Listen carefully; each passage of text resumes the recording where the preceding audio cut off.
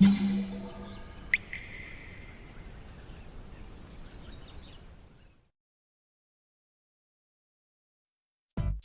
うも、庭園アクアリスト黄昏です。皆さん、前回の砂利水槽動画は見ていただけたでしょうか？まだ見ていない方は概要欄のリンクから見てやってください。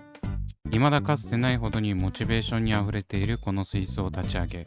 あまりにも気合が入りすぎて水草を紹介するだけでも一本の動画が終わってしまったくらい気合が入っています。というわけで今回はついにその水草たちを植栽していきます。果たしてどんな感じになるのでしょうか？それではいつものさらっとおさらいから。月刊アクアライフ12月号に掲載されていたそのメソッドという画期的な水槽立ち上げ方法に感銘を受け、泥と砂利でダッチアクアリウム風水草ストック水槽を作ろうと決意。そこから怒涛の爆買いラッシュで必要なものを買い揃え、満を持して水槽立ち上げを行いました。提唱は一番下にケト土という植物が堆積してできた泥を敷き、その上にテトライニシャルスティックを振りかけ、合計 18kg の津軽プレミアムを敷いた贅沢システムが完成。そこからネット通販、メルカリ、実店舗を利用して数多くの水草を購入したところまでが前回までのお話です。そんな感じで役者も揃ったので、早速水草を植栽していきます。まずやることは水草を植栽しやすいように水槽内を水浸しにしていくところからです。ご覧のようにソイルと違って粒が崩れて水が濁ることもなく、気兼ねなく浄水器で散水できるのが素晴らしいです。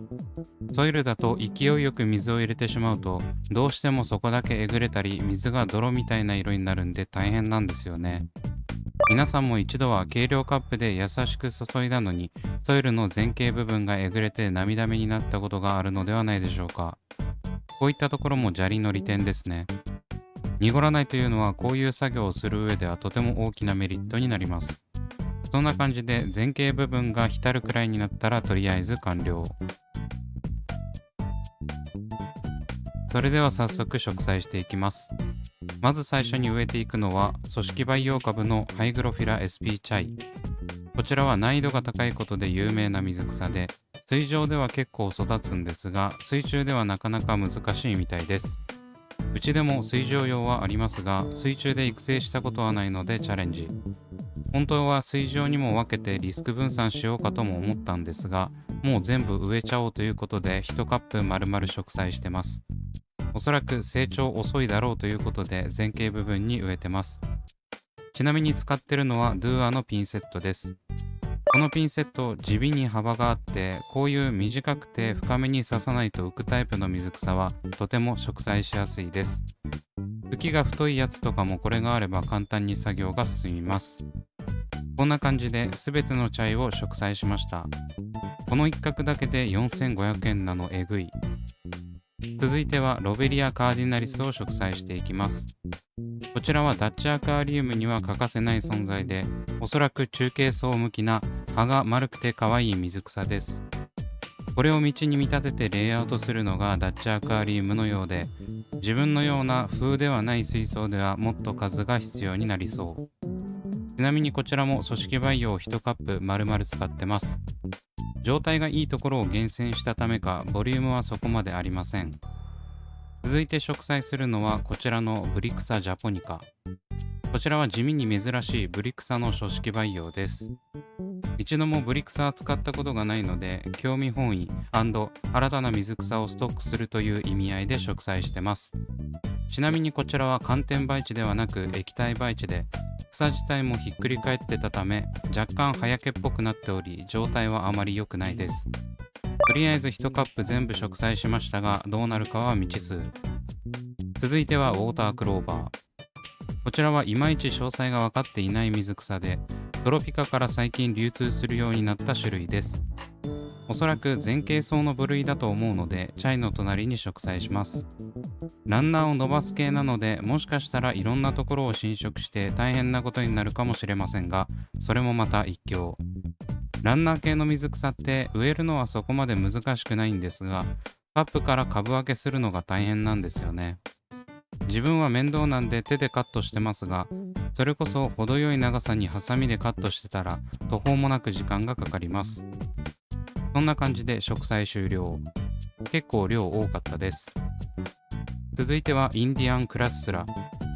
個人的に成長が遅いことで有名な前茎から中茎に使う超繊細な葉を持つ水草です。格安組織培養株だったんですが、思った以上に量が多く植栽するのに手こずりました。今後のスペース問題を考慮してだいぶ間隔狭めに植栽したんですが、もう少しゆとりを持たせればよかったです。続いてウォータークローバーの後ろにロタラ盆栽を植栽します。こちらは中茎向きのロタラで、ロタラにしては珍しくまっすぐ伸びるタイプなんで管理もしやすそうです。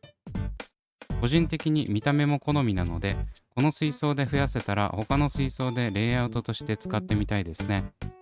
こちらも格安組織培養でしたが、量があったので間隔狭め。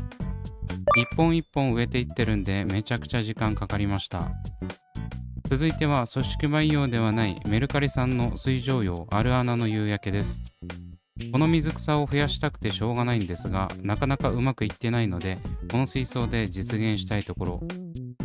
この水草は先ほどの盆栽同様、希少な中茎層向きの成長が遅いやつなんで時間がかかるんですよね。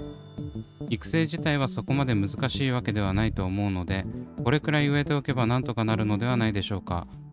こちらもめっちゃ詰めて植栽しているのが気になります。続いては盆栽の隣にロタラメキシカーナプレミアムレッドという水草を植栽します。こちらは以前の水草紹介動画ではお見せしていない種類で、結構希少な水草で難易度も激高のようです。ロタラの中でもひときわ細葉な印象で、赤系水草の中でも結構重宝されるタイプのやつなんですが、いかんせん売ってません。今回はフリマで購入しましたが、なかなかのお値段したのでうまく育ってほしい。ただ高香料、高 CO2、低高度な環境が好ましいとされているため、砂利のこの水槽だと厳しいかもしれません。気合い入れすぎて空回りしてる感は否めないです。続いてはベトナムゴマのホグサをアルアナの夕焼けの隣に植栽します。こちらは屋外水上栽培株の生き残りで、冬季になって瀕死の状態だったところを救った形です。結構好きな水草なんですが、あまりレイアウトには活用できておらず数も少ないため、ここで増やしていければと思ってます。続いては右端にニューオランダプラントを植栽します。こちらも先ほど同様屋外品種株の一種類で、状態のいい頭頂部を寄せ集めて植栽します。この水草も割と好きで、水上用の見た目は先ほどのベトナムゴマのハグサに似てます。ニューオランダプラントの方が若干成長が早く、匍匐もせずに上に伸びるイメージです。まとまって植えると結構ボリュームが出るので、明るい水系に似合う水草です。というわけで合計10種類の水草を植栽しました。大体の水草は前茎から中茎だったので、続いては後茎層を植えていきます。とりあえずこのままでは植栽しづらいため、再度浄水器で水位を上げていきます。これを見てもわかる通り、ソイルよりも重く水草の周りが締まるためか全然抜ける気配がありません。初めて砂利に水草を植栽してみましたが、思った以上に利便性は高そうです。それでは続きを植栽します。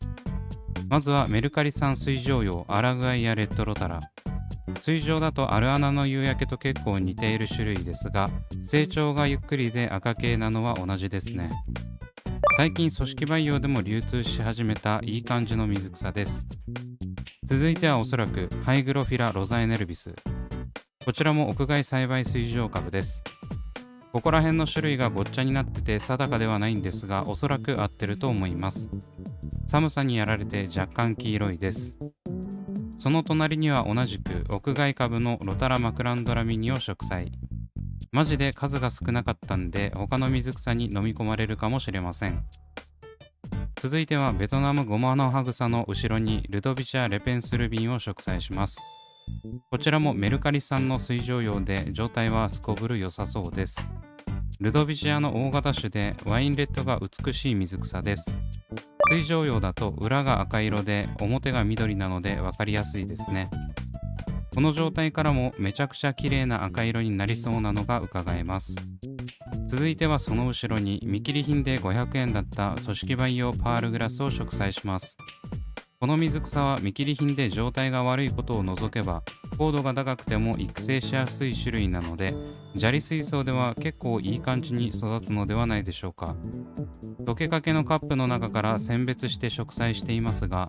この良くないコンディションから立て直してくれるのか見ものです。続いてはアラグアイレッドロタラの後ろにいつの間にか植栽されているギニアンハイグロ水上用のそのまた後ろに組織培養グローウォーのプロセルピナカパルストリスキューバを植栽します。この水草は育成経験があり、今も他の水槽に数本あるんですが、あまり赤くなった試しがないので、この環境で赤くなるのか試したくて植えています。初めてグローウォーの株を使うので、そこにも期待しています。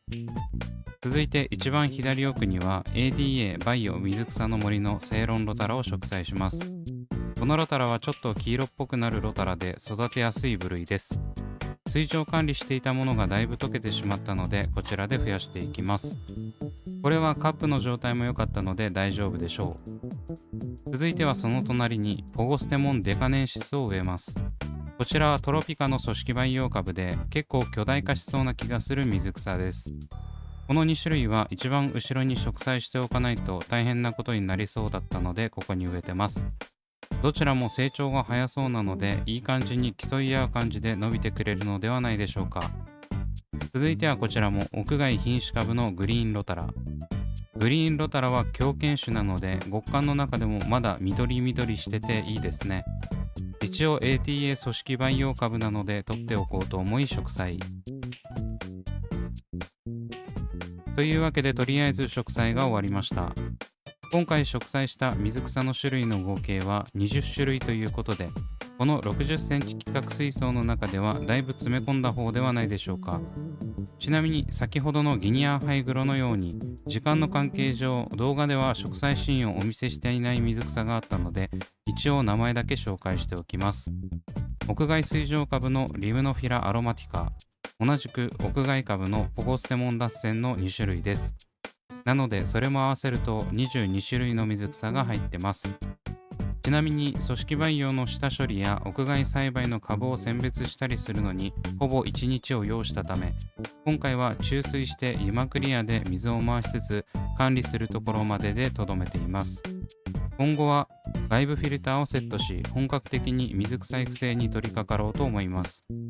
果たしてこの組織培養株マシマシの砂利水槽はどうなるのでしょうか。気になる方は続報をお待ちください。というわけで今回はここまで。